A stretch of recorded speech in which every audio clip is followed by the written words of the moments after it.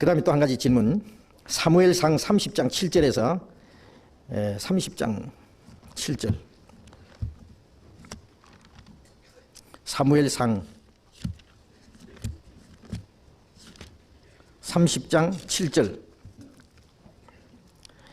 다윗이 아히멜렉의 아들 제사장 아비아달에게 이르되 청컨대 에봇을 내게로 가져오라. 아비아달이 에봇을 다윗에게로 가져오매 다윗이 여호와께 묻자와 가로되 내가 이 군대를 쫓아가면 미치겠나이까? 여호와께서 대답하시되 쫓아가라. 네가 반드시 미치고 정령도로 차더리라. 여기서 다윗이 제사장에게 청하여 에봇을 가져다가 여호와께 물어본 일이 있습니다. 에봇은 제사장이 입고 하나님께 나아갈 때에 기도할 때에 입는 옷입니다. 에봇은. 그런데 이것을 그런데 이 다윗이 왜 그 에봇을 가지고 와서 에봇을 자기가 입고 말이요. 에봇을 가지고 하나님께 나가서 그 기도를 했느냐? 이것은 사무엘상 13장 9절에서 사울이 번제를 직접 드린 죄와 같은 죄가 아닌지요. 사울이 사무엘이 어려운 일이 있으면 사무엘 선지자에게 물어보고, 그래서 사무엘은 하나님의 말씀을 가지고 사울에게 지도를 하고 이랬는데, 이제 사무엘은 멀리 있고 백성들은 자기에서 흩어지는데 이제 군대가 쳐들어오는 거예요. 그래서 사울이 다급해가지고 하나님 앞에 번제를 드렸어요. 번제를 드려서 하나님께 물어보려고. 그러니까 잠깐 볼까요? 사무엘상 13장 9절. 13장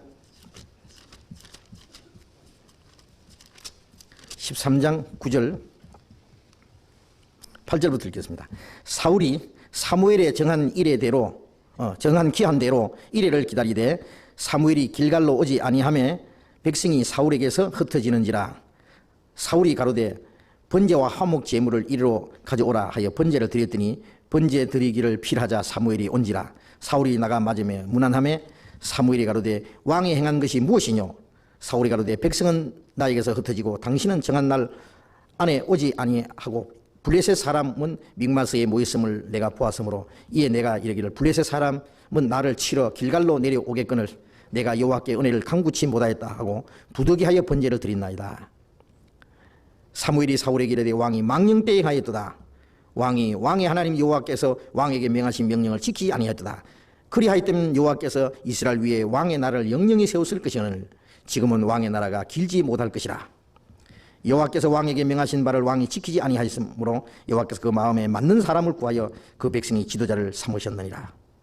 사무엘이 일어나 길갈에서 떠나 베냐민 기브아로 올라가니라. 이 사울이 사무엘이 와서 하나님께 제사를 드려야 돼요. 사무엘이 올 때를 기다리지도 못하고 그다음 번제와 그게 번제를 하나님께 드리죠. 화목제를 가져오라 그래가지고 드렸어요. 그랬다가 그 번제를 마치자마자 사무엘이 왔어요. 호되게 책망을 받았습니다. 왕이 하나님 명령을 지키지 않고 왕이 망령되이 행했으므로 왕의 나라가 영영이 길지 못하다.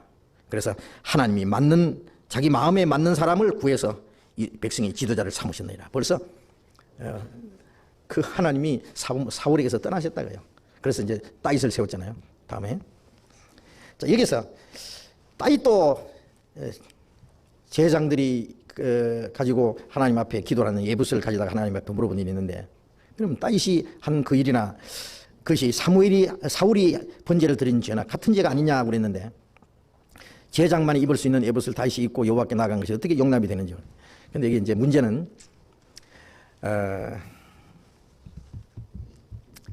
다윗의 신앙 상태하고 사울하고 묻는 신앙적인 문제가 다릅니다. 이 사울이 하나님 앞에 번제를 드리기 전에 벌써 이 사울이 하나님을 의지하는 믿음이 없었어요. 하나님을 섬기는 그 마음이 떠났어요. 그것이 더 문제입니다. 그래서 아마 사무엘이 기한 안에 오지 않았을까요?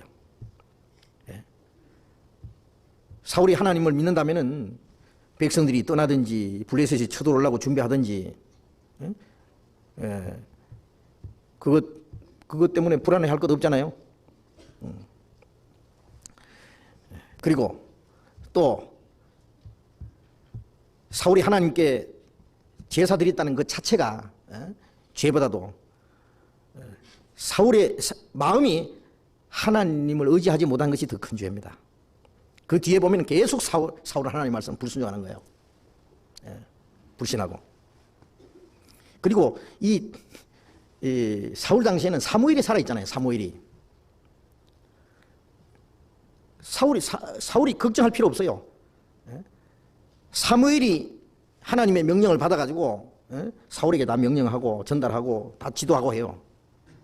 그러면 사무엘을 기다리면 돼요. 그런데 다윗이 이 하나님 앞에 기도할 때는요, 사무엘은 죽은 후입니다. 사무엘은 없어요. 사무엘이 죽은 후이기 때문에 다윗이 하나님께 직접 기도해야 돼요. 그래서 위급할 때는 하나님께 기도하는 것이 당연합니다.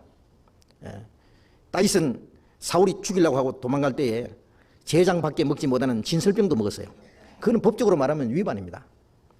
제사장 외에 먹지 못하는 진설병을 먹었다고. 그렇다고 해서 잘못됐다고 했느냐? 아니에요. 잘못된 거 아니에요. 지금 배고파 죽겠는데 제사장에 가서 떡 달라고 하니까 아무것도 없어요.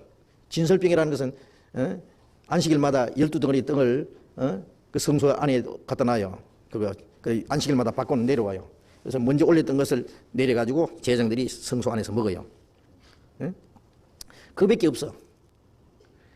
근데 이제 다윗과 함께 한 사람들이 도망가는 판국에 배가 고파 죽을 지경인데, 그럼 이 떡밖에 없는데 그러면 이 떡을 못 먹으면 죽어야 될 거 아니에요. 굶어서. 그보다는 하나님은 자비를 원하고 제사를 원치 않는다 그랬어요. 그래서 예수님께서 그 말씀하셨습니다.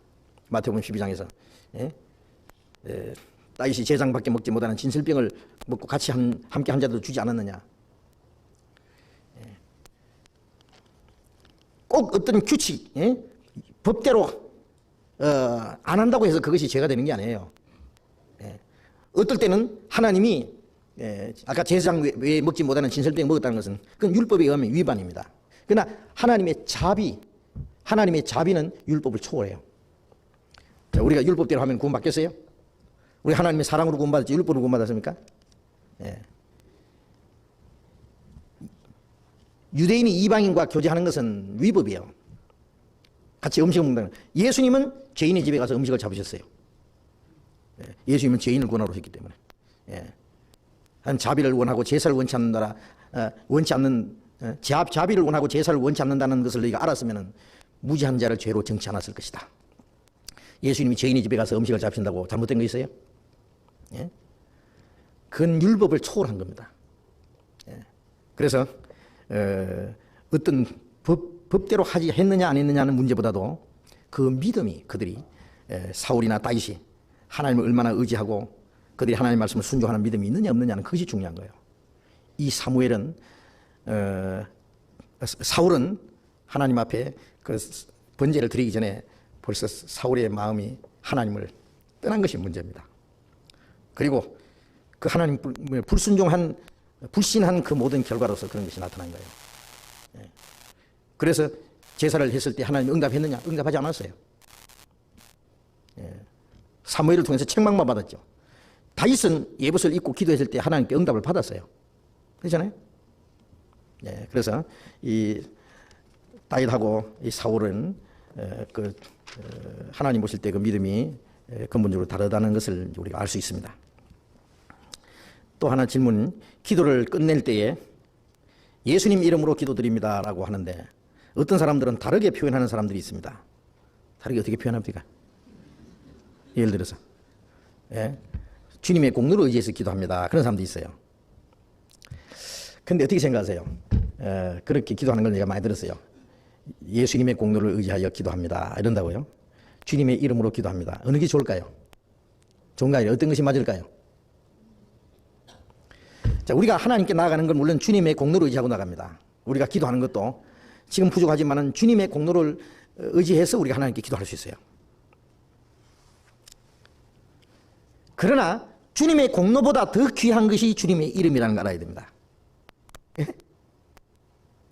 주님이 하신 일보다 더 귀한 것은 주님 자신이에요. 예수님의 이름이라는 것은 예수님 자신입니다. 예수님의 이름 안에는 예수님의 모든 것이 포함되어 있어요. 예수님의 권능, 예수님의 영광, 예수님의 행하신 모든 일, 그 안에 예수님 이름 안에는 모든 것이 포함되어 있어요. 그래서 예수님이 우리에게 기도할 때에 주님 공로를 의지하라고 해서 기도하라고 하시지 않고 요한복음 15장 봅시다. 16장 24절 16장 24절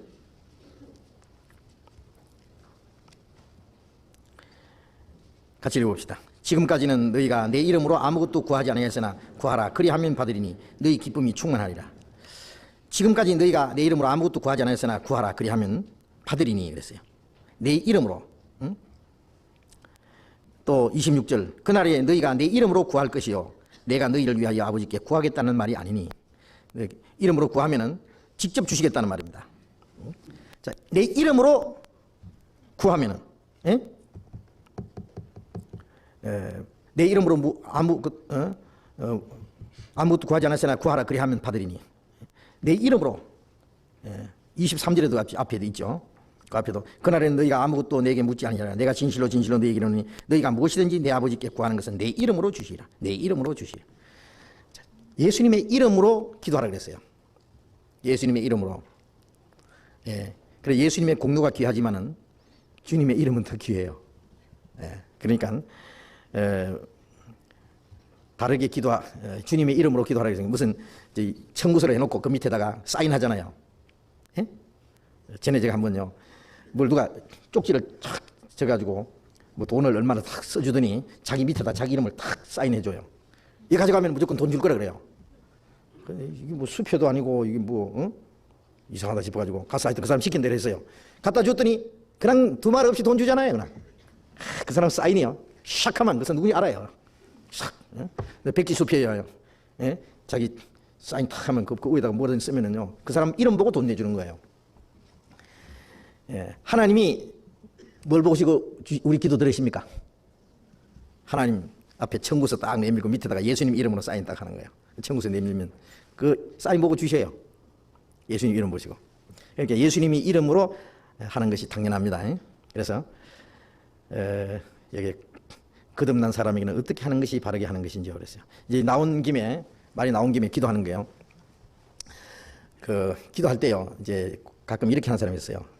주님께 하는 것을 당신께서 그렇게 하는 사람이 있어요. 예수님을 당신이라고 자꾸 그래요. 당신께서 우리를 인도해 주시고 당신의 뜻대로 되기 원합니다. 당신을 위해서 살게 해 주시옵시고 뭐 자꾸 당신 그래. 그런데 그 당신한 말이 영어로는 그냥 you라 가지고 아버지 보고 you, 엄마 보고도 you, 무조건 you라 그러는데 그런데 이 말이라는 것은 어감이라는 것이 중요할 것 같아요. 다른 나라 말로 하면은요 아주 우스워요. 뭐 영어로 보면은 그 촌수도 없이 막 무조건 아버지 보고도 당신 뭐 그럴 수도 있고. 자 그런데 이 말이라는 건 우리가 느낌이 중요하잖아요. 느낌이. 당신한 말을 들 때 느낌이 어때요? 남편과 아내가 당신 그러면 다정스럽고 좋죠. 그러나 어떨 때는 싸울 때 당신이 그래요. 당신이 멀쩡하던 사람이 당신 그러면 그때 이제 나쁜 얘기 나와요. 그래서 잘못될 때 당신한 말을 쓰기도 합니다. 그래서 우리가 기도할 때는 저는 그래요. 이 어감적으로 당신하는 것이 좀 느낌이 별로 안 좋아요. 그래서 그런 걸 안 쓰면 좋겠고 우리가 주님이라고 주님 계속 그러는 게 좋죠. 그리고 우리 구원받은 사람들은 여호와라는 말을 안 씁니다. 거룩하시고 자비로우신 여호와 우리 아버지 하나님 이런데 여호와 하나님 신약에는 여호와란 말이 한마디도 없어요. 왜 없는지 아십니까? 여호와 증인이 그러더라고요. 자기들은 여호와 증인 성경에 여호와란 말이 몇 번 있는지 아느냐고 그래요. 그게 세보면 알지. 그걸 뭐하러 세워? 당신 밥 몇 숟가락 먹은지 아느냐고. 그거 한 가지지. 그거 어떻게 세느냐고. 세보면 알지. 응?